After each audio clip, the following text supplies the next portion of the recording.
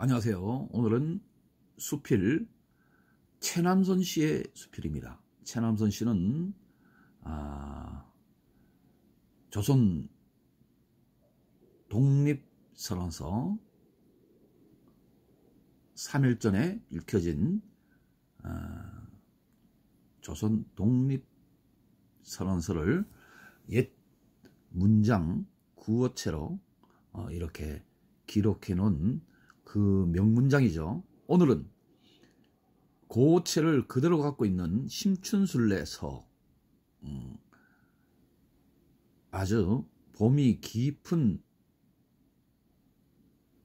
곳에서 순례를 떠나면서 적어놓은 글입니다. 아주 명문입니다.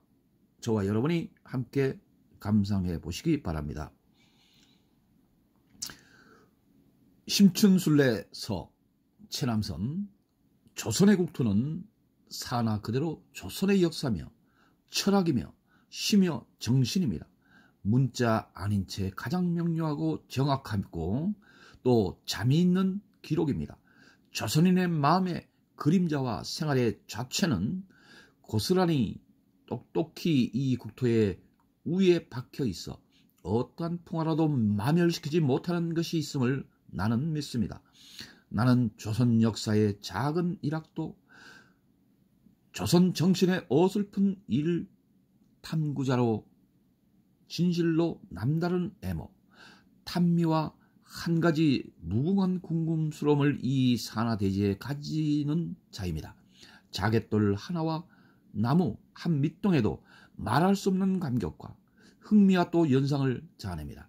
이것을 조금 색독하게 된 뒤로부터 조선이 위대한 시의 나라 철학의 나라임을 알게 되고 또 완전 상세한 보물적 오랜 역사의 소유자임을 깨닫고 그리하여 쳐다볼수록 거룩한 조선 정신의 불기둥에 약한 심학이 퍽 많이 어둑해졌습니다. 곰팡내나는 서적만이 이미 내 지견의 운동이가 아니며 한 조각 책상만이 내 마음에 받칠 수는 없이 되었습니다. 도로히 서적과 책상에서 병신된 내 소견을 진여한 상태로 있는 활문자 대개 안에 교정받고 보양어찌 아니치 못할 것을 통절히 느끼었습니다. 묵은 심심을 시원히 탈락하고 자유로운 공기를 국토의 여로의 상적토에 호흡하리라 하는 여로는 이라하여 시시각각으로 나의 가슴을 태웠습니다.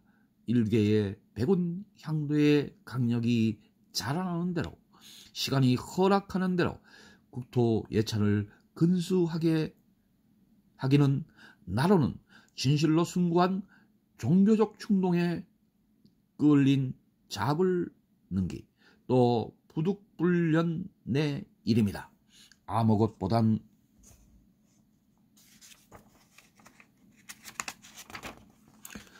큰 자미와 힘을 얻고 얻을 것이며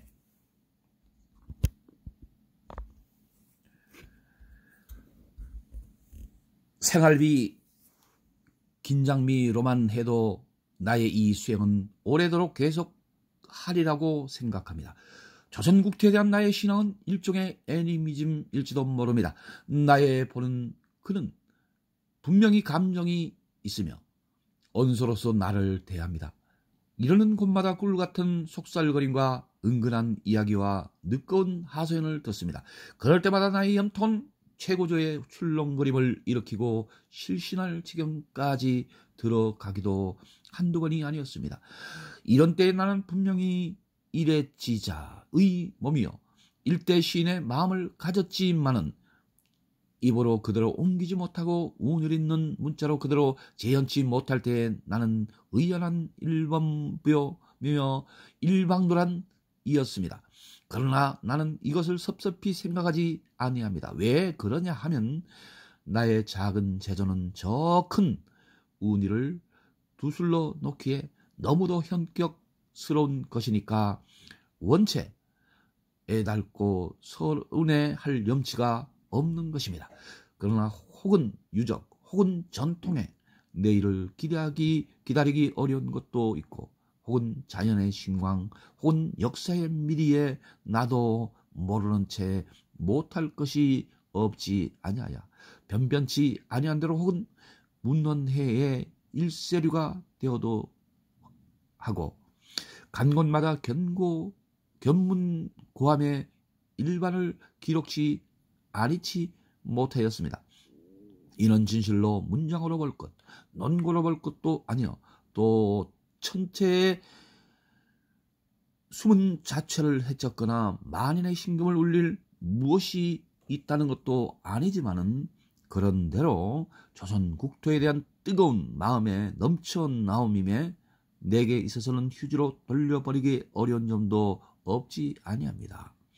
이것을 말미암아서 다만 한 가지에 또 으슴푸레하게라도 조선 정신에 숨겨졌던 일면이 나타난다면 물론 분해의 다행입니다. 그렇지 못할지라도 오래오래 물려나오려는 우리 청전 구물에 대하여 나의 애처롭고 안타까운 정리를 담은 것이 혹시나 강호의 동정을 산다 하면 이도 물론 일대득입니다. 아무컨대 참으로 조선 국토의 큰 정신을 노래에 내는 이의 어릿광대로 작은 깨적거림을 차차 책으로 모아갈까 합니다. 이제 그 첫 권으로 내이는 이 심춘술래는 작년 3월 하순으로부터 수 10여 일간 지리산을 중심으로 한 순례기의 전반을 이루는 것이니 만 내지 백제인의 정신적지되었던 산악의 여운을 더듬은 것이요, 장차 해변을 끼고 날아가는 부분을 합하여 서안의 기록을 완성하는 것입니다. 진인의 고신앙은 천의 표상이라 하여 산악으로서 그 대상을 삼았으며, 또 그네의 영장은 뒤에 대개 불교에 전승되니 이 글이 산악 예찬 불도장의 역참의 관을 정함은 이 까닭입니다. 적을 것도 많고 적을 방법도 있겠지요마는 매일 작지 아니한 산정을 발섭하고 가쁜 몸이 침침한 촉화를 대수로 하여 적음에는 이것도 한 큰 노력이었습니다. 선제와 행문이 다 녹소를 극함은 부재 이외에도 까닭이 없지 아니합니다. 그러나 고치자니 새로 짓는 편이 도래하여 손쉽고 고쳐 짓자니 그만한 여한이 없음에 숙소에서 주필하여 날마다 신문사로 우송하였던 원고를 그대로 배차하게 되었습니다. 후안에 꾸지람은 얼마든지 받겠습니다. 행중에 여러 가지 편의를 주신 연로의 여러 대방가, 특히 각산의 법녀들에게 이 기회로서 심대한 사의를 드립니다. 또 이 남순 소편 다소라도 적은 보람있는 구절이 있다 하면 이는 도무지 시종 여일이 구책 유해의 노를 취해주신 노석전 선지식의 현교와 암시에서 나온 것임을 아울러 표백해 둡니다. 자, 최남선 우리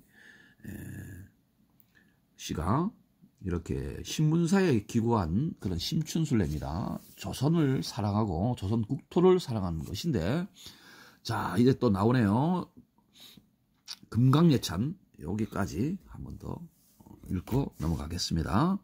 잘 보시기 바랍니다. 아주 고어천데 그 고의 맛이 있습니다. 우리 국한문 혼용체로 쓴 금강예찬, 이렇게 좋은 달필로 쓰신 글이 있겠나 싶을 정도로 여러분에게 좋은 감을 주실 것입니다. 저만 그럴까요? 예찬의 권두에 금강 예찬서 체남선 금강산은 보고 느끼거나 할 것이요 형언하거나 본떠낼 것이 못됩니다. 하나님의 의장에서도 지극히 공교하신 이것이언을 사람의 변변치 아니한 제조를 어디다가 시험한다고 하겠습니까? 그러나 보도록 권유하고 또 향도함은 의연히 문자의 힘을 빌지 아니하면 아니 될 것이 무론입니다. 금강산의 냄새와 그림자라도 전하려 함은 금강산 맡은 나라 풋대 잡는 이에 한 고귀한 임무가 아닐 수 없습니다. 금강산은 역시 적을 것이며 그릴 것입니다. 나는 금강산에 대하여 3가지 기록의 작성을 계획하고 있습니다. 1은 금강산의 학적 검토니 금강산을 4개 부면의 나노와 4종의 학리적 견해를 시험코자 하는 것으로 낭년, 시대 일부에 연재하는 풍악 기운은 그 일부에 당하는 것입니다.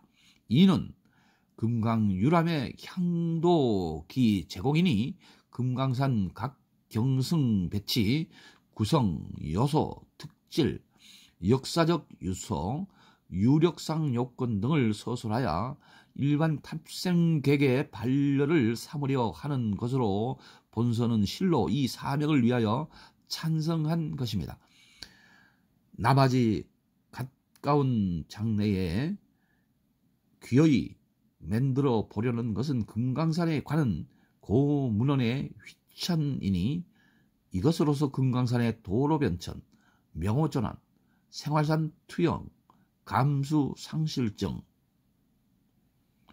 등을 고찰하려 함입니다. 금강산으로 하여금 남에게 있었다 하면 거기 관한 문적은 한 독립한 도서관을 지었을 것이요 예술은 한 특수한 미술원을 만들었을 것입니다. 아모러기로 알프스 산만 못하였으리까. 그런데 이만한 실질을 가진 금강산이 아직 구체 자실한 일지로서를 가지지 못하도록 문서상으로 빈궁함은 금강산 자신에게 물론 암호 개관이 없을 일이지만은 그 임자인 조선인에게는 그리 번듯한 일이 아닐 것입니다. 진실로 되지 못한 작은 기술입니다만은 금강산 전체의 현황 실정을 소개하는 글로 아마 처음 생긴 것일지도 모릅니다. 이런대로 금강산에 대한 내 지성의 일제물인 동시에 금강산을 알고 보려시는 분의 조그만 진함이 되면 영행이 큽니다. 미비와 부족은 대방의 질정을 기다려 증정하여 가겠습니다. 기고한 지 만 3년 되는 정묘 5월 중순 자등 그림자가 유리창을 반 넘어 가린 일남각 남창하에서 백운향동 체남선의 그런 글이었습니다. 그리운 금강산, 우리가 아시다시피 지금 북한 땅이라서